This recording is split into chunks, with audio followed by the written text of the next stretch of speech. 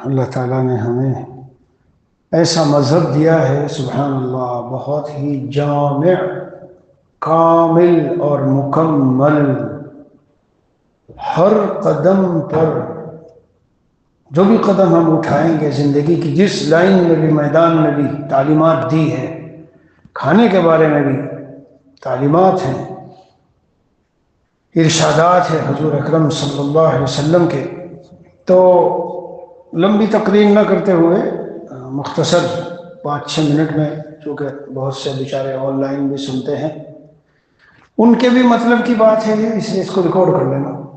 ان کے بھی مطلب کی بات ہے، خاص طور سے رمضان میں نے بخاری شریف کچھ دنوں پڑھائی تو کشف الباری، حضرت مولانا سلیم اللہ خان صاحب کی کشف الباری، یہ بخاری شریف کی شرح ہے، اور بہت ہی جامع اور شاندار شرح ہے۔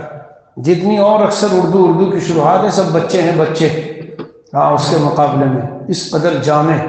اور جب پوری چھپ جائے گی، میں حضرت کے پاس تھا، وہاں وطن میں حضرت مولانا کے ایک تعلق تھا، وہ لوہاری کے رہنے والے تھے، ہماری والدہ وہ بھی لوہاری کی رہنے والی تھی، تو جب ملتے تھے تو ان کو یاد رہتا تھا، اور ہمارا تقرر بھی کیا تھا انہوں نے اپنے مدرسے میں جلال آباد تشریف لائے ہوئے تھے، حضرت جی سے خاص تعلق تھا، حضرت کے خاص شاگرد تھے، بڑی محبت تھی۔ تو کہا تم دونوں جوان دیوبندی مولانا کا میں نے تقرر کر لیا، جب آنا چاہو تو آ جاؤ۔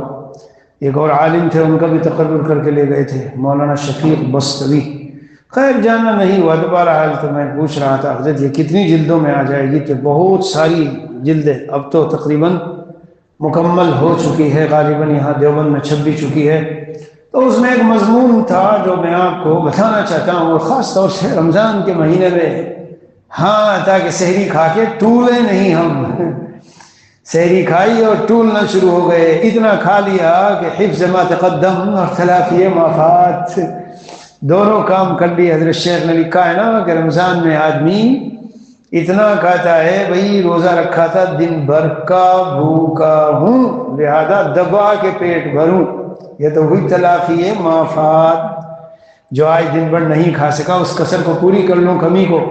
اور حفظ ما تقدم، ایک 24 گھنٹے، یہ 12-14 گھنٹے بھوکا رہنا ہے، اس لیے پہلے ہی اتنا بھر لوں کہ زیادہ پریشانی کہیں پیش نہ آ جائے۔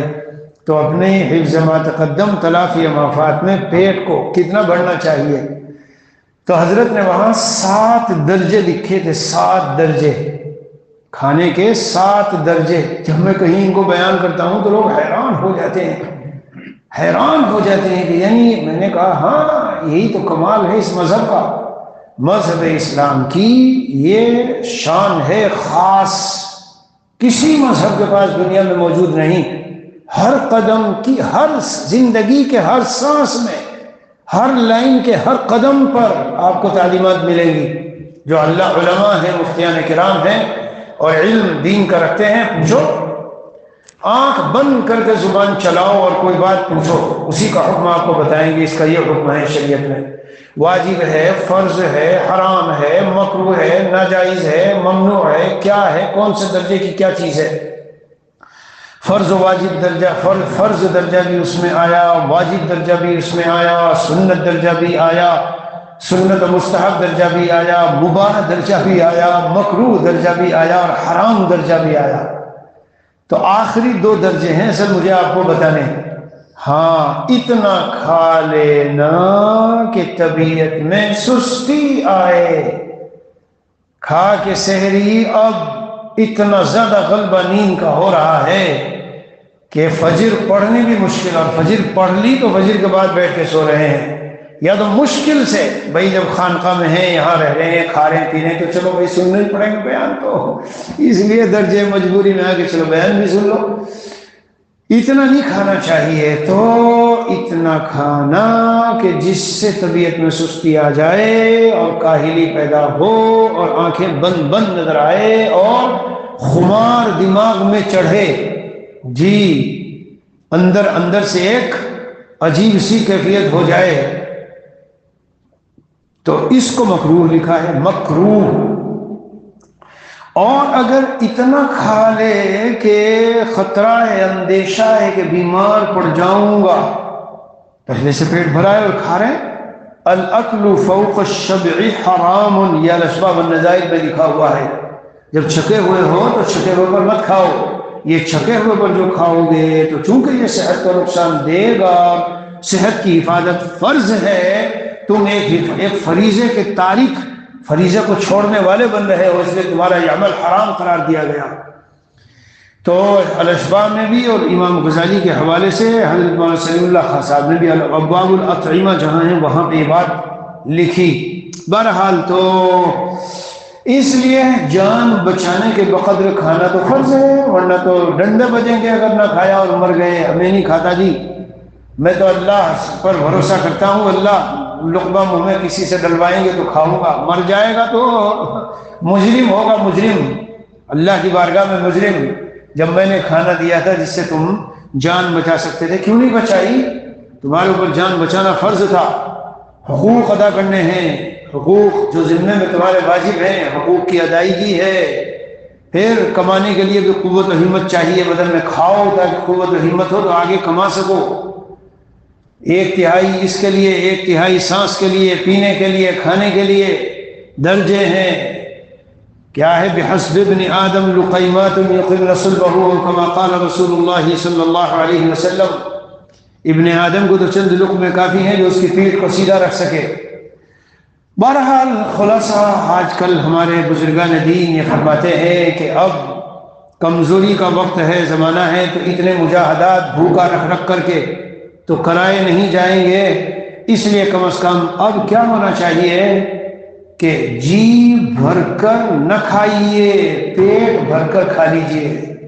جی بھر کر نہ کھائیے، پیٹ بھر کر کے کھا لیجئے. سوال، اور اگر حضرت پہلے ہی سے پیٹ بھرا ہوا ہو، اگر پہلے ہی سے پیٹ بھرا ہوا ہو تو پھر مت کھائیے، مت کھائیے، پیٹ کو خالی ہونے دیجئے، بھوک لگنے دیجئے. اسی لیے میں اپنی ناقص معلومات کی روشنی میں اور جو مجھے علم ہے، جو کچھ میں نے پڑھا لکھا اور بزرگوں سے سنا اور صحبت اٹھائی، کہتا ہوں یہ جو اس زمانے کے ناشتے ہیں، ناشتے ہمارے زمانے میں حرام نہیں کہوں گا، حدود سے نہیں بڑھوں گا کہ میں کہہ دوں کہ حرام ہو گئے. یہ جو قدم قدم پہ علماء کو، مقررین کو اور واعظین کو اور مہمانوں کو ناشتے کراتے ہیں، تو یہ ناشتے ذرا محدود، وہ محتاط لفظ بول رہا ہوں، محل نظر ہیں کہ غور کیا جائے کہ ان ناشتوں کا کرنا ہمارے لیے جائز بھی ہوگا یا نہیں ہوگا. یہاں ناشتہ کیا ابھی 20 منٹ پہلے، سو کے اٹھے اور چلے کہ جی ناشتہ، ہاں ٹھیک. اب جیسے ہی جہاں پہنچے سیدھا کمرے میں لے جائے گا کہ جی آ جائیے ناشتہ رکھا ہے. وہ ناشتہ نہیں ہوتا کہ چائے بسکٹ، پہلے زمانے میں 20 سال پہلے چائے بسکٹ ہوتی تھی. ایسا اٹرم سٹرم اس ناشتے میں ہے کہ سچی بات بتاتا ہوں، صحابہ کرام کے زمانے کے وہی کیا ہوتے تھے کھانے، جو اب ناشتے ہوتے ہیں وہ صحابہ کے کھانے تھے. اتنا کھا کے صحابہ بس ہو گیا، غدا ہو گیا، عشاء ہو گیا. یہ تو جہاں ابھی گئے، اب وہ تو مکان والا ہے جہاں آپ کو ٹھہرنا ہے، سامان وامان رکھا ہے، وہاں گئے ہیں. اب اس کے بعد جہاں بیان ہے، خواتین میں بیان ہے، ہاں جی ناشتہ پہلے یا بعد میں؟ ارے بھائی یہ بھی تو پوچھو، ناشتہ کریں گے یا نہیں کریں گے؟ آپ پہلے بعد نہیں کرنا تو ہے جی، بالکل کرنا تو ہے، پہلے کریں گے بعد میں کریں گے، بتاؤ کر لو کیا کرو. یعنی چلے تو ناشتہ کیا، جس کے گھر گئے تو ناشتہ، اب جہاں بیان کے لیے گئے کہتے کہتے ناشتہ کرو. میرے عزیزوں یہ سب رسومات ہیں، علماء کو ان کا رد کرنا چاہیے، سمجھانا چاہیے. اب مقام پر جب پھنس گئے تو اب تو یہ خیال آتا ہے کہ اس بیچارے نے اتنا رکھا ہے، چلو اس کی دل جوئی کے لیے کوئی 1-2 چیز اٹھا لو. لیکن عزیزان امن، میرا سوال ہے، ہمارے وقت کی کوئی قیمت نہیں ہے؟ کتنے ہی یہ کہہ دیتے ہیں ابھی بس آپ کوئی بات نہیں، آپ کے ساتھ ہیں، وہ کر لیں گے، یہ کر لیں گے، ذرا دل جوئی ہو جائے گی. ارے بابا دل جوئی تیری ہو جائے گی، یہ جو میرا وقت ہے 15-20 منٹ، اس کی بھی کوئی قیمت ہے یا نہیں ہے؟ یہ وقت تو اتنا بڑا خزانہ ہے کہ اس سے جیسا خزانہ تو کوئی دوسرا ہے ہی نہیں. اس کو کیسے ضائع کر دوں تیری دل جوئی کے لیے؟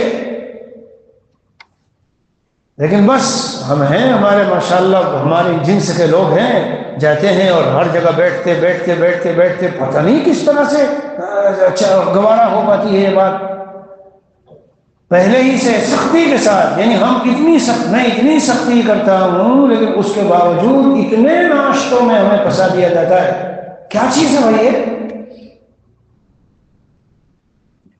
غور کیجئے، میری باتوں پر غور کیجئے. ہاں، ٹائم کی بھی ایک قیمت ہے. 20 منٹ ہم کو دو بھائی، 2 حدیثیں دیکھیں گے. ہم آگے بیان کرنا ہے تو بیان سے پہلے کمرے میں تیرا تخلیہ ہو جائے تو 2 حدیثیں دیکھ لے، وہ آگے پیش کرنی ہے.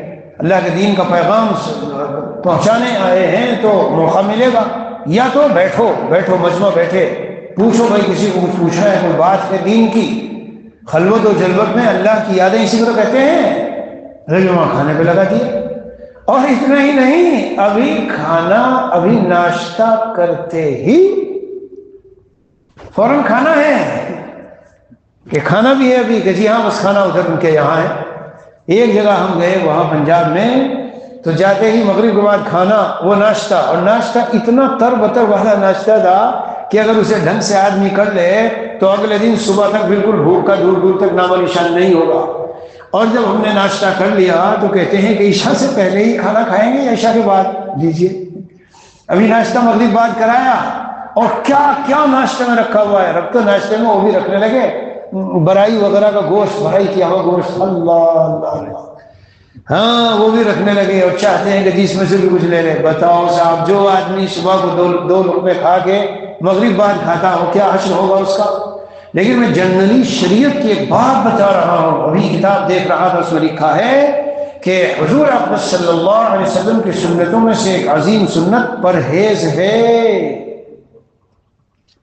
حضرت علی رضی اللہ عنہ، غالباً مشکات ترمذی میں تو ہے، حضرت علی رضی اللہ عنہ کچھ کھانے چلے تو حضور صلی اللہ علیہ وسلم نے فرمایا، یا علی انک ناقص او نقی، تم کمزور ہو، معدہ کمزور ہے، اسے مت کھاؤ، اسے مت کھاؤ، یہ سبزی تمہارے لیے بنے گی، اس میں سے کھانا. اب کیا کہتے ہیں، علی توکل علی اللہ، بسم اللہ، کھا لو. غلط چیز پر بسم اللہ کیوں پڑھوا رہے ہو؟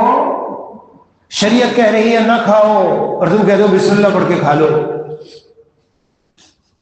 اسی لیے مصلحین، آپ مصلح کرو، اصلاح کرو لوگوں کی قوم میں. جب جاؤ تو انہیں دین کا حکم بتاؤ، شریعت کی باتیں بتاؤ، ان کے نظام میں اور رنگ میں مت رنگ جاؤ، ورنہ اصلاح نہیں ہوتی.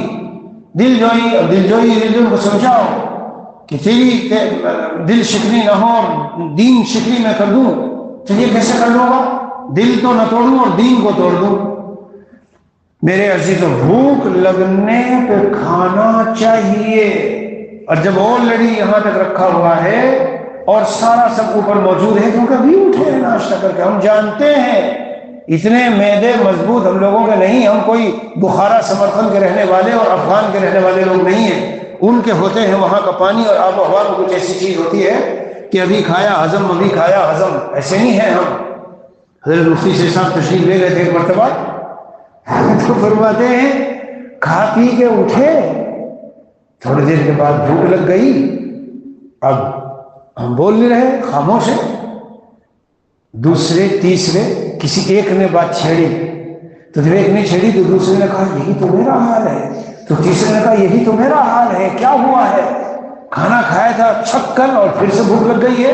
تو پتہ چلا وہاں کے آب و ہوا میں، پانی میں کچھ ایسی تاثیر.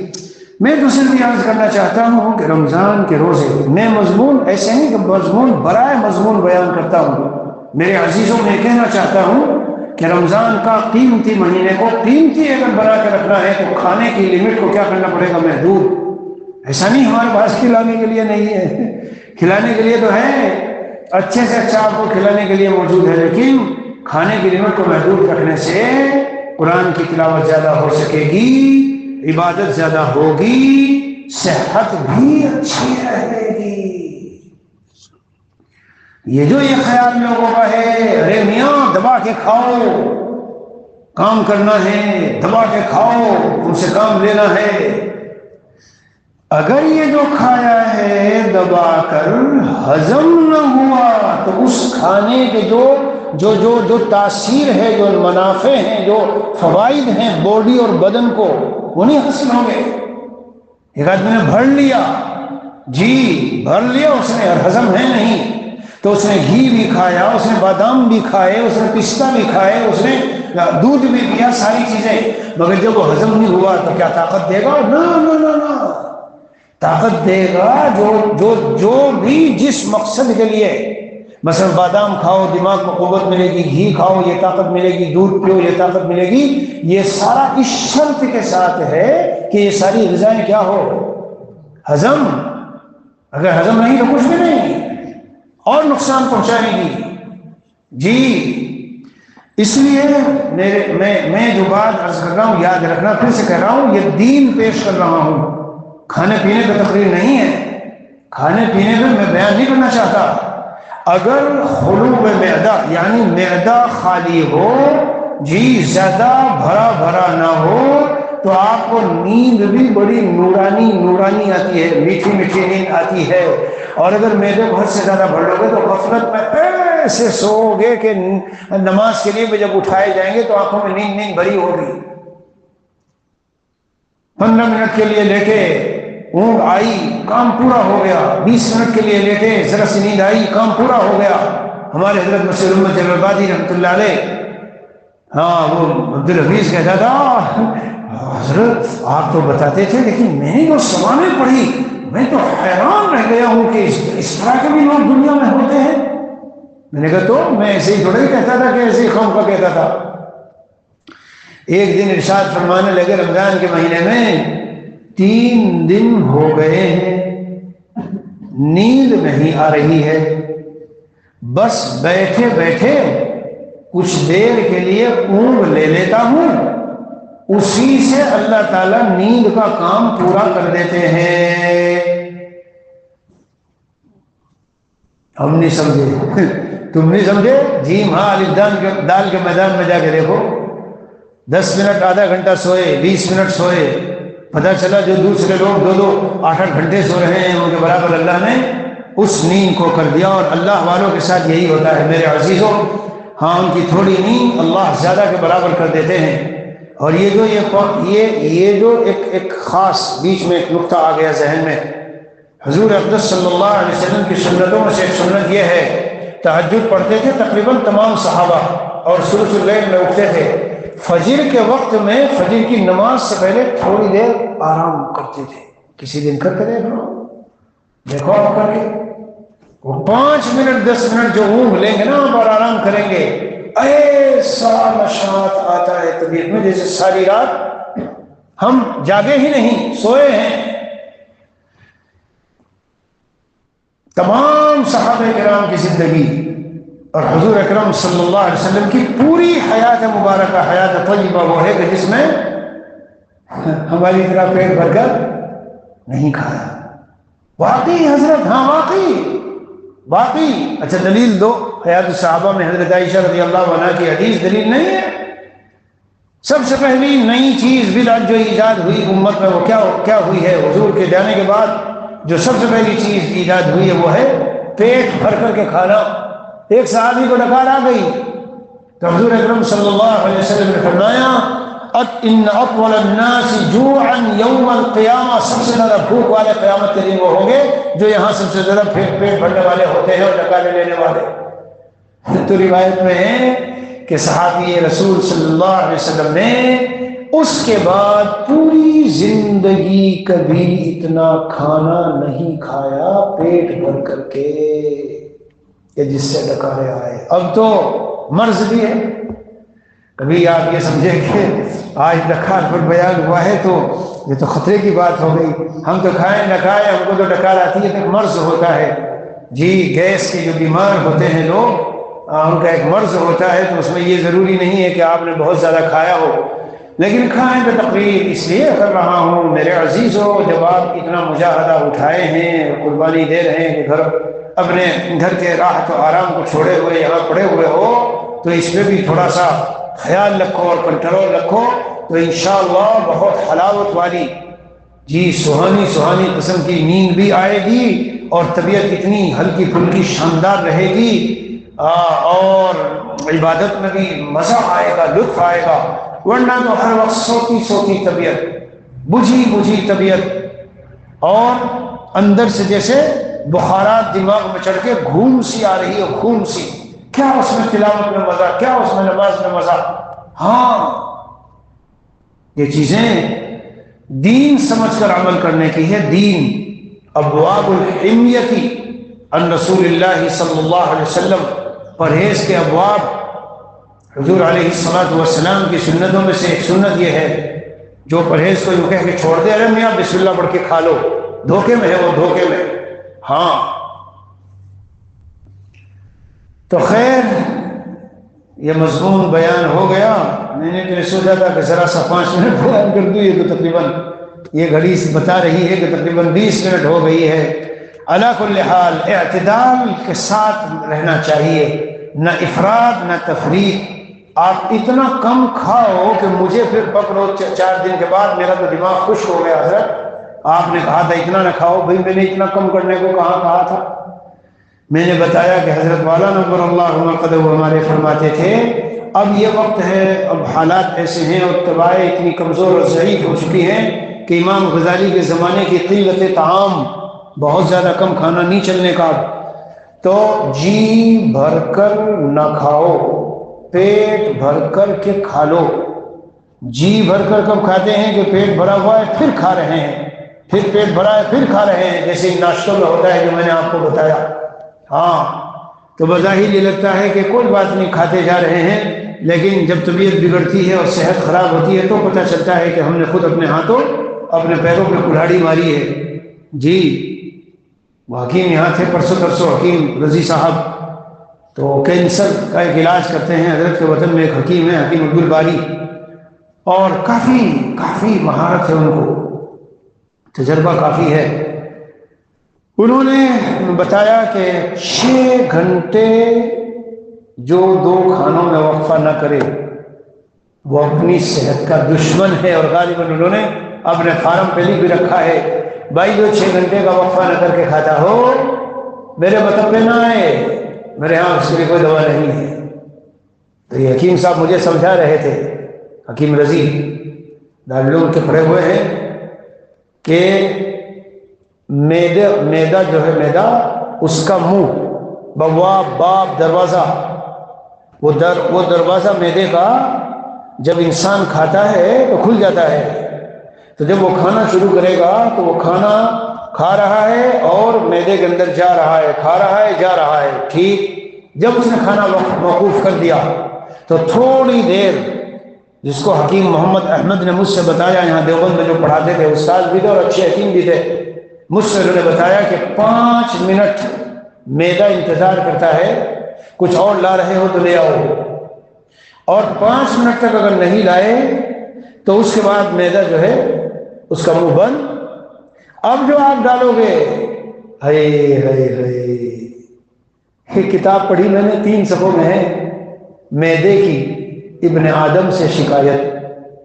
وہ کہتا ہے ظالم، خود تو سوتا ہے مزے لے لے کر اور مجھے آرام نہیں کرنے دیتا.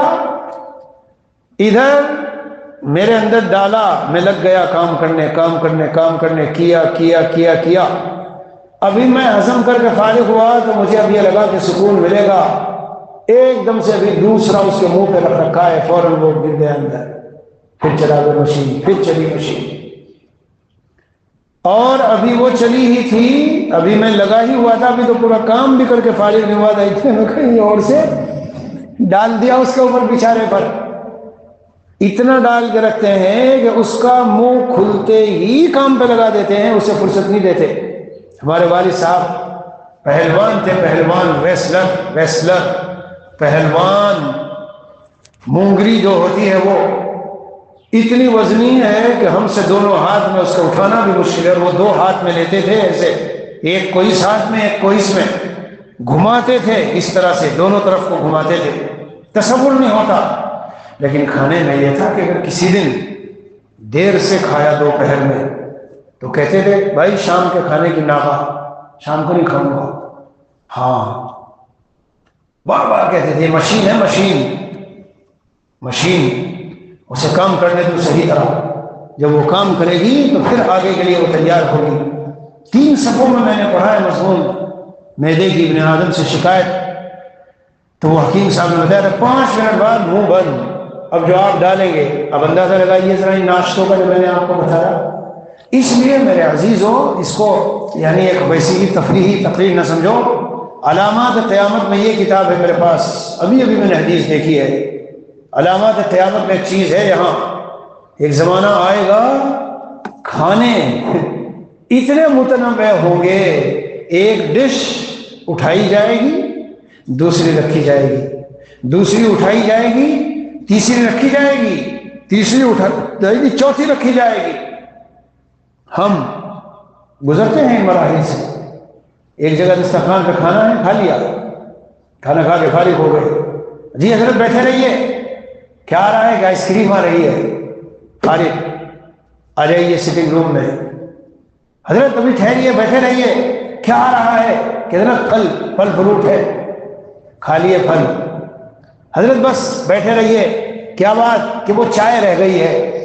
اب چائے تو چائے نہیں آئے گی, کیک شیک سارے اس کے ساتھ آئیں گے, بسکٹ کیک, تھوڑا سا حضرت تھوڑا سا. ہے کیسے کیسے, میں اس وقت اس مضمون کو بیان نہیں کرتا, لیکن یہ میں ابھی میں دیکھ کے آیا, ابھی اس میں دیکھا ہے کہ ایک ڈش اٹھائی جائے گی, دوسری رکھی جا رہی ہوگی. کیف بکم اذا غدا احدکم فی حلۃ وراح فی اخرى, تمہارا کیا حال ہوگا اس وقت میں جب یہ کیفیت ہوگی کہ ایک جو ہے لباس تم صبح کو پہنو گے اور ایک شام کو پہنو گے.